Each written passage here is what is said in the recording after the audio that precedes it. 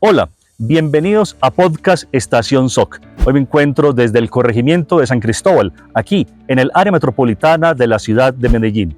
Saludo a toda nuestra audiencia que nos escucha a través de Radio UNAD Virtual, radio para la audiencia global en línea, y los que nos siguen en nuestras redes sociales como @Universidad UNAD Zona Occidente, tanto en Facebook e Instagram y en nuestro canal de YouTube. Además, los que nos ven a través de TUNAD Virtual. Hoy está con nosotros el docente e investigador Carlos Marín. Él hace parte de la Escuela de Ciencias Agrícolas, Pecuarias y Medio Ambiente, ECADMA, del Centro de Educación a Distancia, CEAD Medellín. Carlos, bienvenido a Podcast Estación SOC. Buenas tardes, Rosenberg. Muchas gracias por invitarme en este espacio y estoy muy contento de estar acá. Yo quiero que comencemos conociendo de primera mano quién es el docente Carlos Marín. Carlos Marín, te cuento. Carlos Marín es un agrónomo. Un ingeniero agrónomo, soy egresado de la Universidad Nacional, llevo alrededor de más de 12 años de experiencia en la parte docente. Este agrónomo se hizo una especialización en sistemas de información geográfica, ¿cierto? De allí pasé a realizar una maestría enfocada en lo que es sistemas de información geográfica, más precisamente en geoinformática, que es básicamente seguir toda la línea que me llama mucho la atención, pues, de sistemas de información geográfica, que es una de los fuertes que desarrollo a nivel de investigación. Ingeniero agrónomo, ¿por qué decidiste irte por el camino de la docencia? ¿Qué pasó en esos 12 años de experiencia?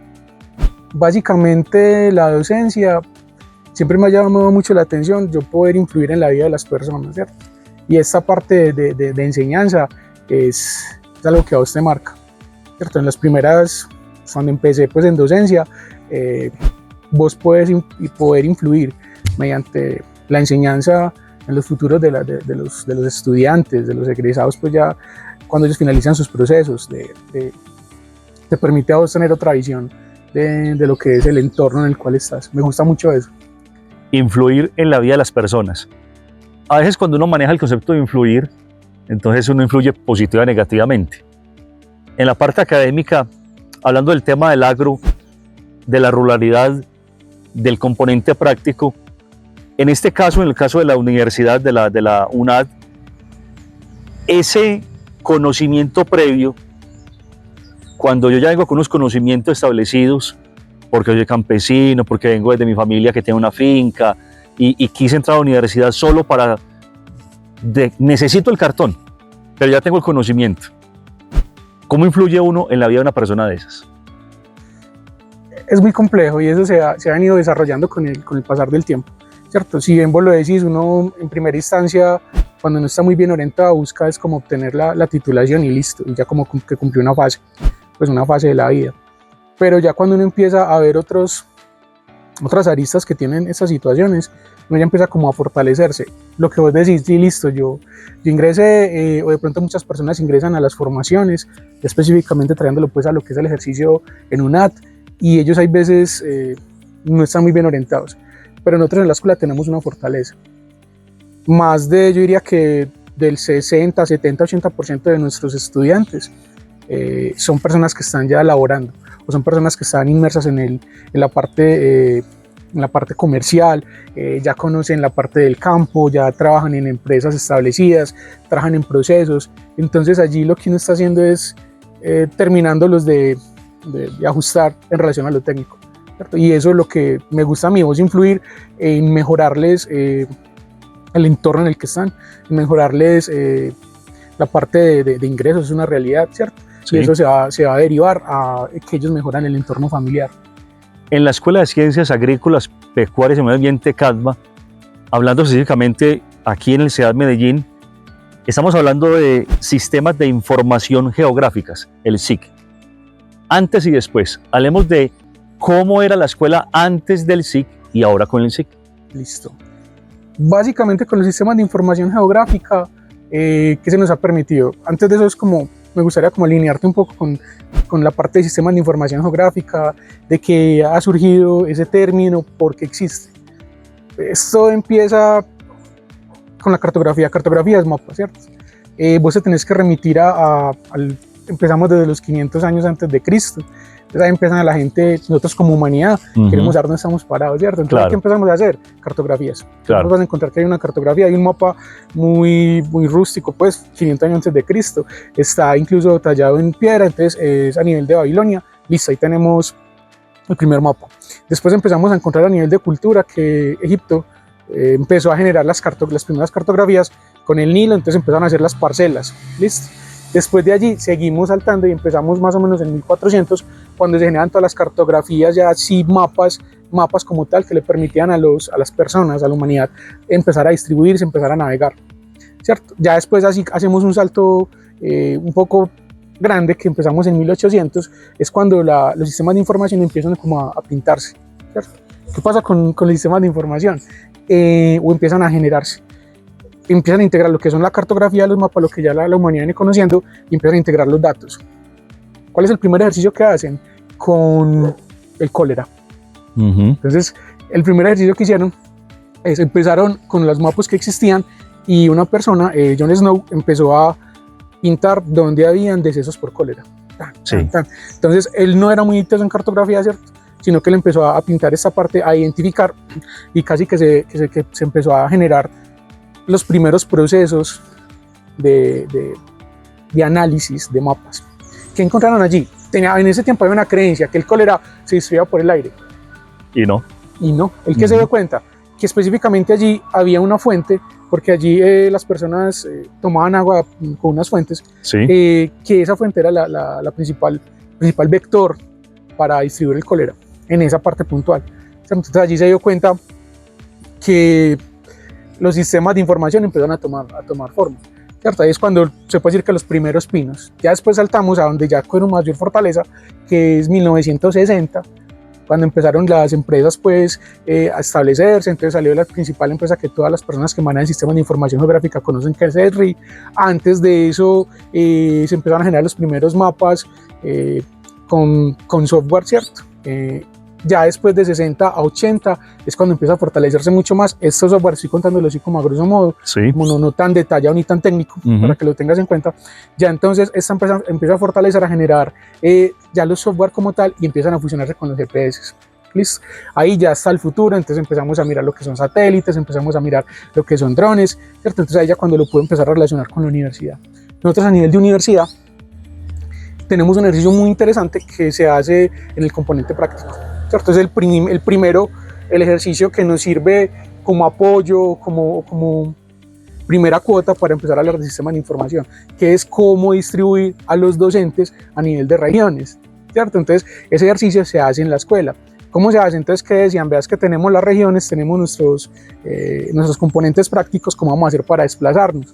Entonces, el primer ejercicio es, a través de todos los docentes, identificar de acuerdo al punto más cercano cómo hace la distribución de los docentes. Entonces, ese es el primer ejercicio, se hace con sistemas de información, apoyándonos en datos, apoyándonos en cartografía, y de ahí sale un resultado. Esa es la primera cercanía, ¿cierto? Entonces, anteriormente hacíamos una planificación muy diferente a lo que la estamos haciendo ahora. Entonces, sería como uno de los primeros escalones que podemos estar hablando de sistemas de información a nivel docente. Ya a nivel de investigaciones tenemos líneas muy marcadas en la parte agroforestal, tenemos en la parte de agronomía, hay semilleros que la están apoyando, pero ya en la parte gruesa de la universidad tenemos 2 diplomados y tenemos ya una maestría en información del territorio, que es muy importante para fortalecer los sistemas de información geográfica. ¿Por qué sistemas de información?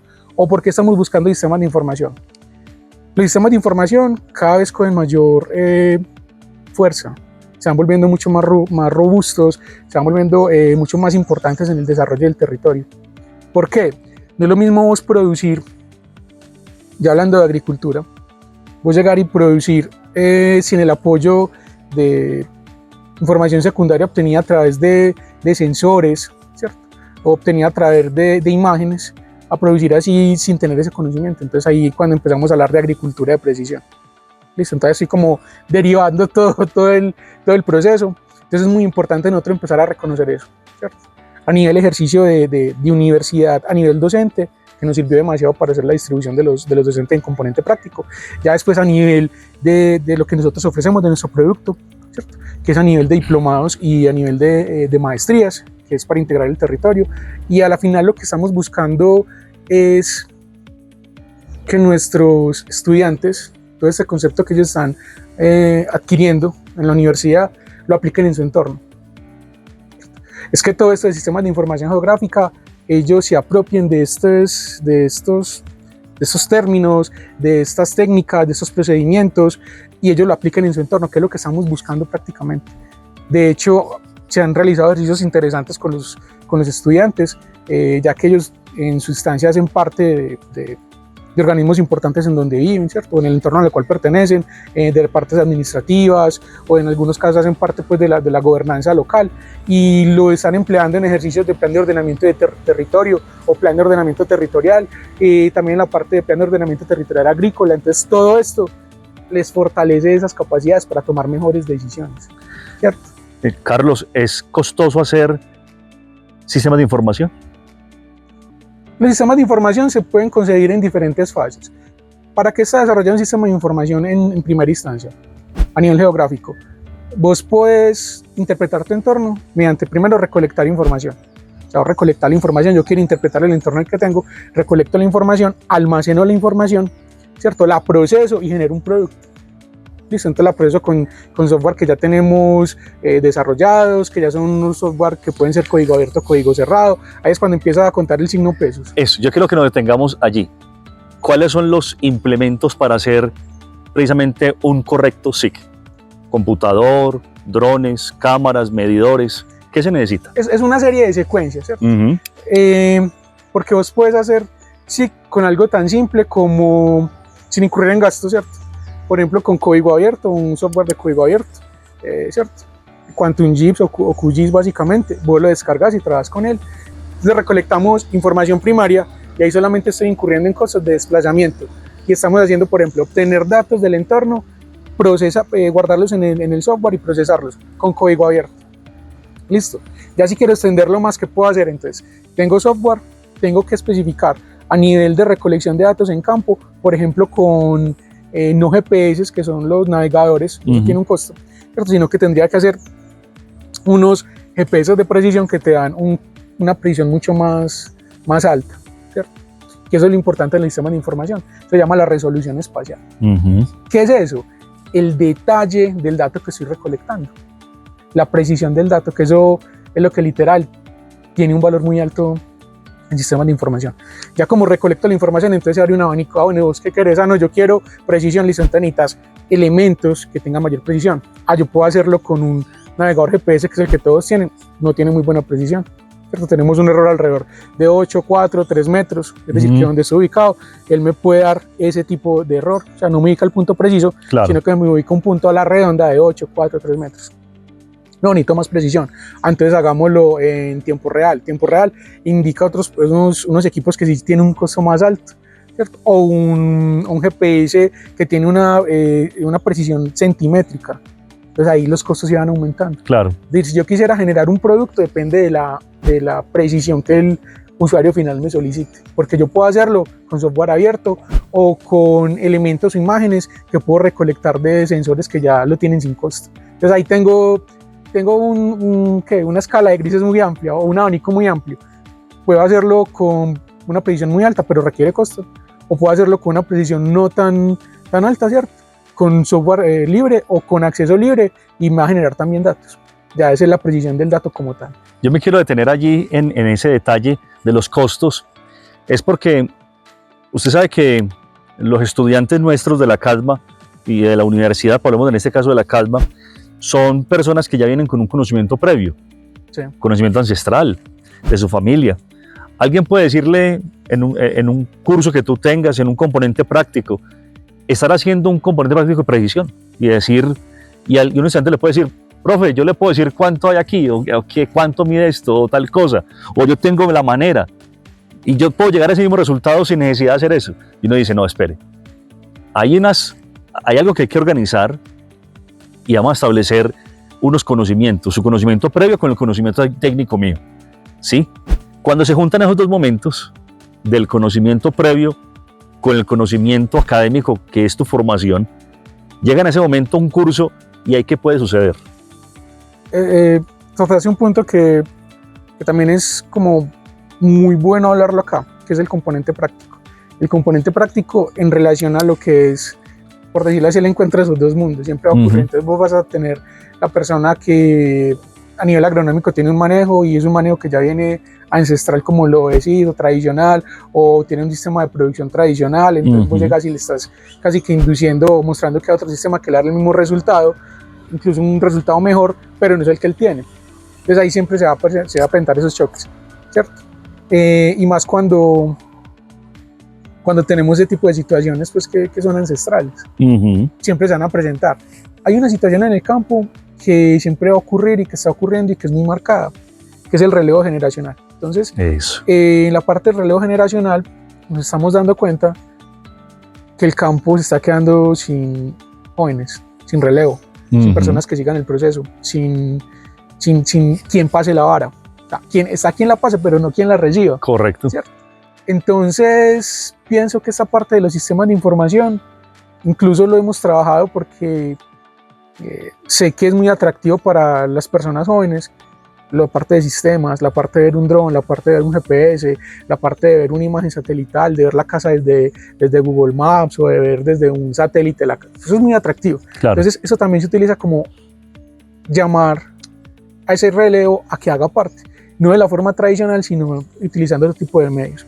Cuando tenemos ese tipo de situaciones, ¿qué es lo que ocurre de manera inicial? Se presenta el choque en el sentido de que o sea, ellos tienen su propuesta, nosotros como universidad tenemos la propuesta y es integrarles y mejorarles ese proceso. Nosotros, pues, o nosotros como universidad o nosotros como agrónomos en la universidad tenemos una característica muy importante y tenemos, por decirlo así, un renglón en el cual aplicamos, que es el ejemplo arrastra, ¿cierto? A nivel de agronomía, vos siempre vas a implementar esa frase, el ejemplo arrastra. Entonces, ¿qué te quiero decir con eso? Si vos le vas a demostrar a una persona que viene con conocimiento convencional, conocimiento ancestral, un conocimiento que ya está preconcebido, le demostrás a él que con lo que le estás enseñando, que es que vos puedes medir un área sin tener que tener un metro, puedes medir un área desde una imagen que te está presentando internet, que vos la descargas, puedes medir un lote, y vos le explicás, que es que ahí viene donde está la vuelta de tuerca, ¿cierto? El plot twist. Vos le explicás cómo se hace, créeme que él va a tratar de adaptarse a la forma que le estás explicando, ¿cierto? Y mostrándole que tiene beneficios, que tiene ciertas bondades para el trabajo que le está haciendo. Entonces, esa es como la piedra angular, mostrarle a la persona que con lo que le estás enseñando y enseñándole cómo se hace, puedes llegar como a una transición suave, por así decirlo. Hoy está con nosotros el docente e investigador Carlos Marín. Él hace parte de la Escuela de Ciencias Agrícolas, Pecuarias y Medio Ambiente, ECADMA, del Centro de Educación a Distancia, SEAD Medellín. Esto es Podcast Estación SOC. Ya regresamos. ¿Te han dicho que eres diferente? Perfecto. Donde todos parecen seguir el mismo camino, nosotros te invitamos a transformar lo convencional. Años atrás nos llamaron diferentes por perseguir la idea de llevar educación virtual para todos. Hoy somos el modelo de aprendizaje flexible con el que puedes terminar tu bachillerato, iniciar tu carrera profesional, avanzar en tu posgrado, aprender un nuevo idioma y más. Todo sin importar tu edad o el lugar donde estés. Somos Universidad Nacional Abierta y a Distancia UNAD. Educación virtual de alta calidad. Dale clic a tu futuro. www.estudiaenlaunad.com. Continuamos en Podcast Estación SOC. Hoy está con nosotros Carlos Marín, docente e investigador de la Escuela de Ciencias Agrícolas, Pecuarias y Medio Ambiente, ECADMA, del Centro de Educación a Distancia, SEAD Medellín. Hoy nos encontramos desde el corregimiento de San Cristóbal, que hace parte del área metropolitana de la ciudad de Medellín. En esta segunda parte, profe Carlos, yo quiero que nos detengamos en cómo se vive. La universidad maneja todo lo que es la vida académica y la vida universitaria. La vida académica se compone de varios momentos, pero quiero que nos detengamos en el componente práctico. ¿Cómo se vive cotidianamente el componente práctico en la ECADMA? Vale. Rosenberg, imagínate que el componente práctico se puede marcar como dos líneas, o tiene dos líneas grandes. Un componente práctico que va a campo directamente, componente práctico, y también a nivel de maestría, ¿cierto? Hablamos de un componente práctico simulado. A nivel de componentes prácticos, específicamente en la maestría de Geoinformación del Territorio, Sistemas de Información Geográfica, Tenemos una apropiación del conocimiento mediante espacios que te permiten ahora la recolección de información. Acordate o acordémonos de lo que yo les decía de los sistemas de información geográfica, que es lo que buscan. Entonces, interpretar el entorno mediante la recolección de información, almacenamiento de información, transformación y vos entregar un producto. Esos mismos pasos surten efecto en el componente práctico. Nosotros, como universidad, ¿cómo implementamos el sistema de información? Tenemos un ejemplo muy claro que es a nivel de docentes para la distribución, y ahora para el estudiante, ¿cómo se hace? Entonces nosotros en el componente práctico con los estudiantes lo que buscamos es que ellos se acerquen, cierren la brecha tecnológica. Entonces tenemos componentes prácticos que nos van a abordar desde el uso de un software. Entonces, por ejemplo, utilizar los software código abierto que es QGIS, ArcGIS, que ya es el de costo. Entonces ahí usted empieza como a trabajar con esos software, enseñarle cómo es el manejo básico. Ya después empezás con manejos puntuales para hacer geoprocesos, que son procesos mucho más elevados, para la información hacerle una transformación a la información y para entregar un producto. Ese sería un componente práctico. También tenemos componente práctico que es obtención de datos en campo. La obtención de datos en campo la puedes hacer mediante la recolección, vas con un navegador GPS, que es muy importante diferenciar navegador, ¿cierto? Ya a GPS de precisión, que eso claro, son totalmente diferentes. Recolectar datos en campos, los llevas al software y como ya te enseñamos a manejar el software, ya lo empiezas a procesar. O también puedes recolectar la información directamente en campo mediante drones. La universidad tiene drones, práctica de drones, y te permite pues recolectar la imagen, ¿cierto? Vos como estudiante vas a recolectar la imagen y te enseña cómo se hace. Y lo llevas al software que ya te hemos enseñado y lo empiezas a procesar como tal. ¿Qué más podemos encontrar? La interpretación del entorno. Específicamente en la cadena agroforestal tenemos componentes prácticos que van en ese punto. Entonces vos interpretar la parte ecológica del entorno o hacer hacer una serie de lista de lo que estás encontrando en el entorno, ¿cierto? Entonces vos listas lo que tenés en el entorno, empezás a revisar otras características, a revisar ecologías, ¿cierto? A revisar otro tipo de dinámicas muy importantes. Ahí también hacemos parte de los sistemas de información. Entonces, si nos damos cuenta, la universidad tiene una infraestructura amplia para aplicar sistemas de información geográfica, ¿cierto? Aparte que es muy, muy característico esto de cómo procesar la información, porque ese es el fuerte, ¿cierto? Cómo procesar la información, también la recolectas y darle la precisión, que es lo que estamos buscando, ¿cierto? Una resolución espacial que me pueda permitir tomar decisiones. Porque eso es a lo que queremos llegar al final, que el estudiante de CAPMA, con lo que le estamos enseñando, tome decisiones. Y eso es lo que buscamos en sistemas de información, con datos, con análisis, apoyarte en esto y generar una solución o una decisión. La Universidad Nacional de Alta Distancia, con el eslogan Más Una, Más Equidad, buscamos esa causa de país. La UNA es una causa de país, donde el proyecto principal es lograr que la mayor cantidad de colombianos posibles lleguen a la educación superior. Nosotros como docentes, como líderes transformadores, que transformamos los territorios, que le damos una dinámica a la educación de un país como Colombia. Yo quiero detenerme en esta palabra que tú dijiste al principio. Yo soy un educador influenciador. Yo quiero influenciar positivamente a mis estudiantes. ¿Cómo lo haces? ¿Cuál es el toque diferenciador de Carlos Marín? Influenciar positivamente requiere una convicción muy fuerte, ¿sí o no? Porque es que no es lo mismo vos influenciar desde, por decirlo así, desde lo normal, lo cotidiano, a vos influenciar con ejemplo. Entonces, básicamente lo que yo trato de imprimirle, o el sello que yo le doy a mis transferencias de conocimiento, incluso ellos se dan cuenta. Cuando yo empiezo a hablar, yo me apasiono mucho por el tema, entonces empiezo a hablar del tema y trato de imprimirles esa pasión que uno tiene para que ellos puedan empezar a volverse personas que transforman el entorno, que es lo que estamos buscando, empoderar líderes que sean o que ejerzan en el lugar en el cual están, mecanismos de transformación, ¿cierto? Que les ayuda a posicionarse.